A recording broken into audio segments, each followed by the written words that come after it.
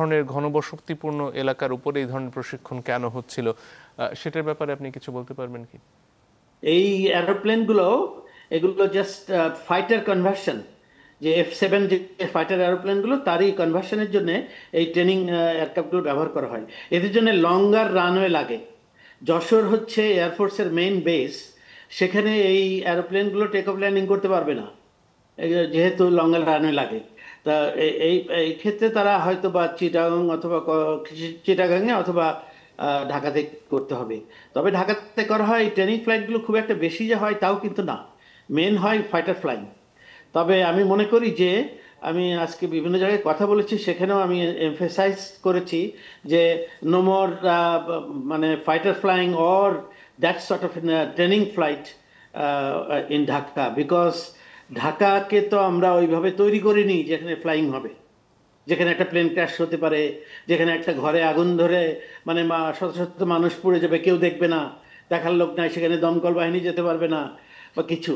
তো এগুলো আর কি আমরা আমরা কোনোদিন ভেবে কাজ করি না আমাদের দেশে, I am sorry to tell you. এবং যারা প্ল্যানিং করে তারা হয়তো দিল, তাদের ডিমান্ডটা দেয়, কিন্তু কোনোদিনই সেটা ফলপ্রসূ হয় না, বিকজ গভর্নমেন্ট লেভেল থেকে সেগুলো কোনোদিনই এনকারেজড হয় না টু দ্যাট লেভেল যেটা রিকোয়ার্ড। জি, ক্যাপ্টেন রহমতুল্লাহ, J-7 বিমানটি সম্পর্কে নানান ধরনের অভিযোগ যে এটি বিভিন্ন সময় দুর্ঘটনায় পড়েছে, অনেক পুরনো এর নকশা MiG-21 থেকে, তারপরে এটাকে চীন তাদের মতো করে কিছুটা আপগ্রেড করেছে। এই ধরনের বিমান বাংলাদেশ বিমান বাহিনীতে এই মুহূর্তে ব্যবহার করা আসলে কি নিরাপদ হচ্ছে কিনা, এই প্রশ্ন কি এখন জাগে?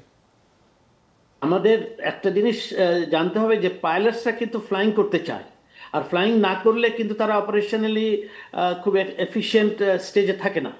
সে পাইলটসরা ফ্লাইং করতে চলে এখন যেটা আছে সেটা দিয়ে আপাতত করা হয়।